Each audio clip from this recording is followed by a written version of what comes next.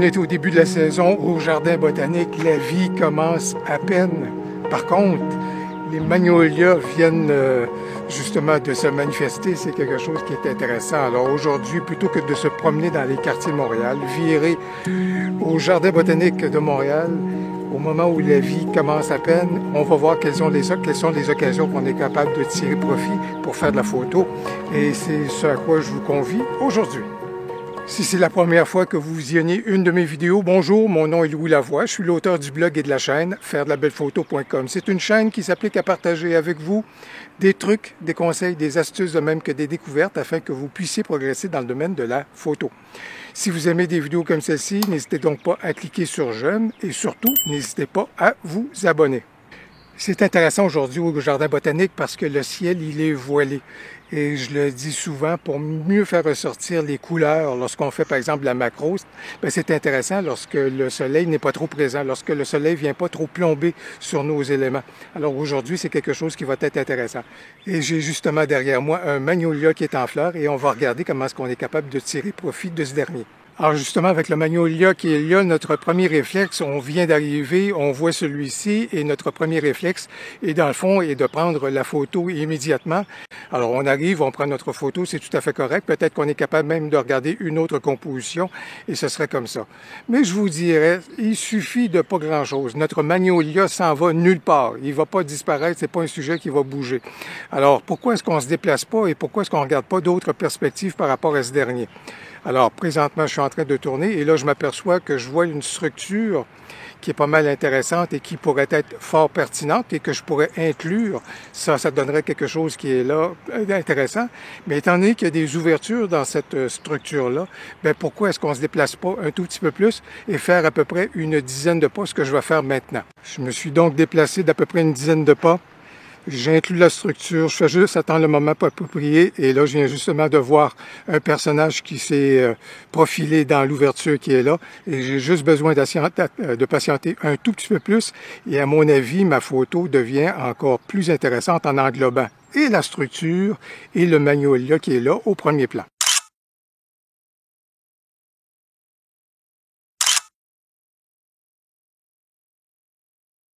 Oui, c'est tentant de faire des plans rapprochés, donc des fleurs de magnolia, des gros plans ou de la photo de proximité, mais ça peut être également très intéressant de voir quelqu'un qui va se profiler en arrière-plan ou une situation qui peut être intéressante en arrière-plan. Voilà donc quelque chose qu'on peut également exploiter.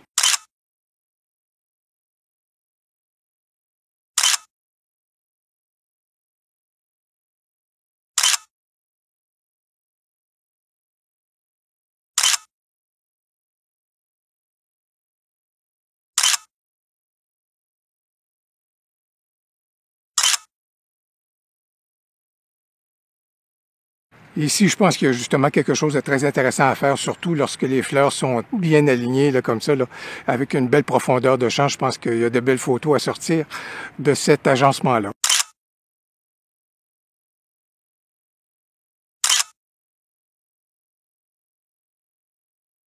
Un de mes endroits préférés au Jardin botanique. J'aime toujours cette structure-ci avec les vignes qui sont là. Ça fait toujours de très, très belles occasions photos. Du noir et blanc, de l'infrarouge. Il y a de très belles choses à faire juste ici. Et j'aime beaucoup ce jeu d'ombre et de lumière que la structure et la végétation permettent de créer ici. Là, il y a vraiment toujours de belles occasions à saisir.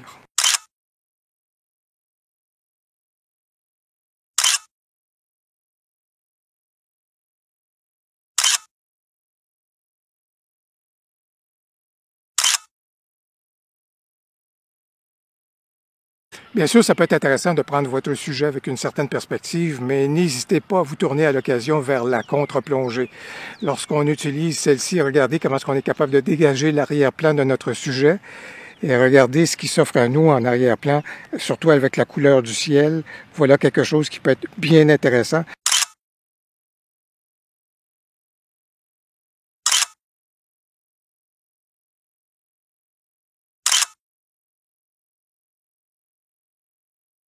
Vous avez un bon exemple juste ici de ce que je disais tout à l'heure, lorsque je vous disais que lorsque le soleil plombe un tout petit peu ou frappe un peu plus trop, frappe un sujet de façon plus spécifique, vous voyez comment ici les couleurs sont délavées au niveau de ces fleurs-là, tandis que si je m'en vais exactement sur les mêmes fleurs, mais dans une zone qui est beaucoup plus ombragée, vous voyez comment la couleur ressort de belle façon à ce moment-là.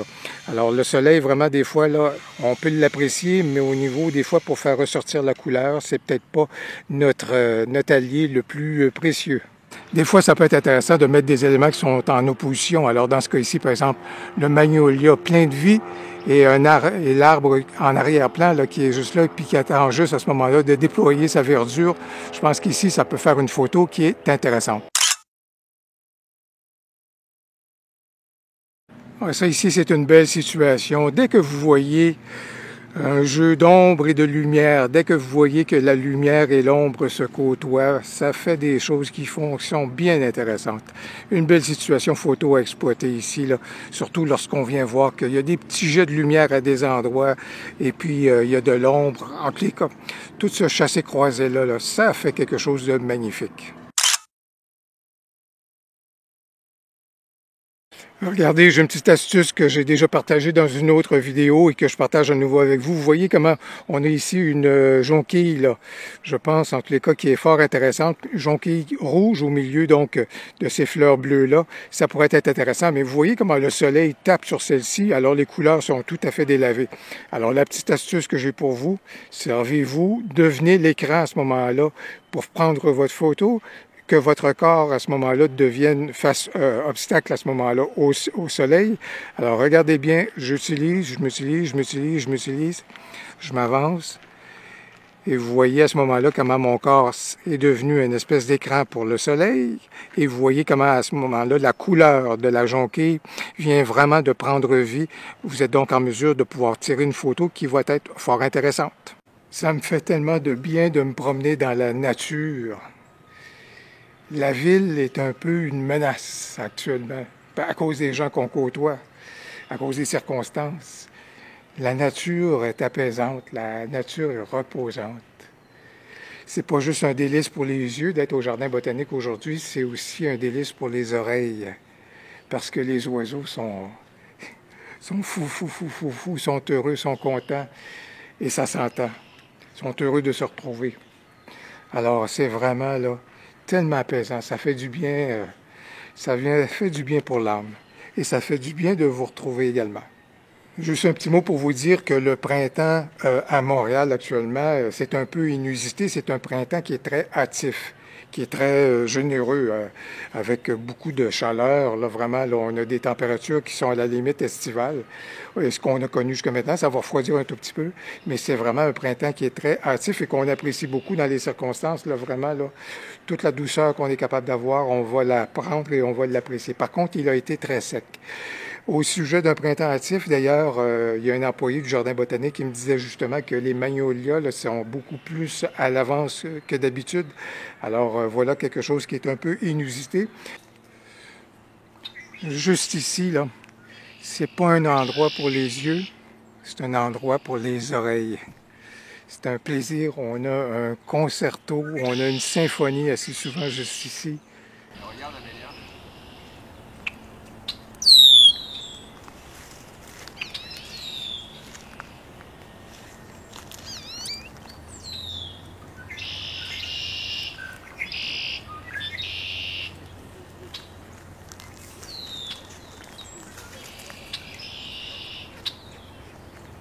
Des fois, il faut prêter attention. Là, il y a de petites situations très modestes qui sont pas nécessairement spectaculaires, mais ça vaut vraiment la peine de les exploiter. Dans ce cas ici, là, quelque chose autour de la vie naissante, là, les bourgeons qui sont sur ces branches-là.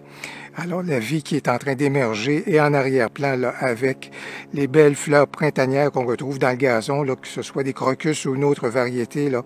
Je pense qu'il y a vraiment quelque chose. C'est une belle situation à exploiter et dont on peut tirer profit. Sûrement un de mes endroits, sûrement peut-être mon endroit préféré au jardin botanique. Le jardin japonais, et puis qui dit magnolia et jardin japonais dit vraiment là, Un très, très beau moment. Un des beaux moments à vivre, là, ça va tout à fait ensemble.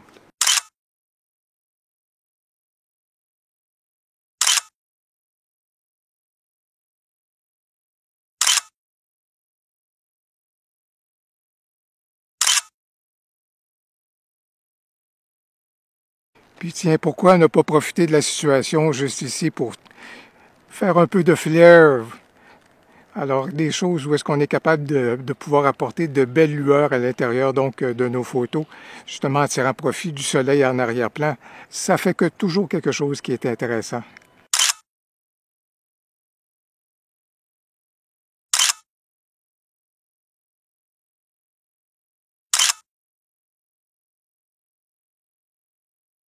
Ça ici, c'est une situation qui se prête tellement bien à ce qu'on appelle de la photo high-key. On le voit là ici, donc avec le soleil qui est en arrière-plan, avec le ciel qui est très, très, très lumineux. Alors, on retrouve du blanc sur blanc. Alors, dans ce cas ici, ça peut être intéressant. Si on laisse aller l'appareil, ben lui va probablement sous-exposer à ce moment-là la fleur de magnolia, parce qu'évidemment, il y a un contre-jour, donc la fleur va sortir de façon très plus ombragée, je vous dirais. Par contre, ce qui peut être bien intéressant, ayez recours à votre correction d'exposition et allez-y vers +1 ou encore même +2 selon le rendu que vous voudrez bien. Vous allez voir à ce moment-là, ça va nous permettre de faire, comme je suis en train de faire comme c'est là, la photo qui est beaucoup plus high-key, très illuminée et dans le fond, même si en arrière-plan, ben, on a des blancs brûlés au niveau du ciel ou encore du soleil, bien sûr, mais le tout va donner quelque chose qui est très, très, très voluptueux, je vous dirais.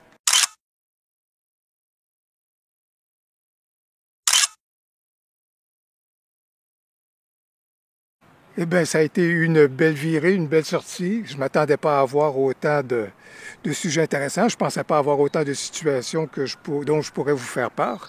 Écoutez, j'espère que vous avez aimé la vidéo. J'espère que vous avez apprécié ce moment dans la nature de Montréal, autant que j'ai pu l'apprécier. Merci de m'avoir donné l'occasion de sortir et d'en profiter. Si vous avez aimé la vidéo, n'hésitez donc pas à cliquer sur j'aime et surtout, n'hésitez pas à commenter.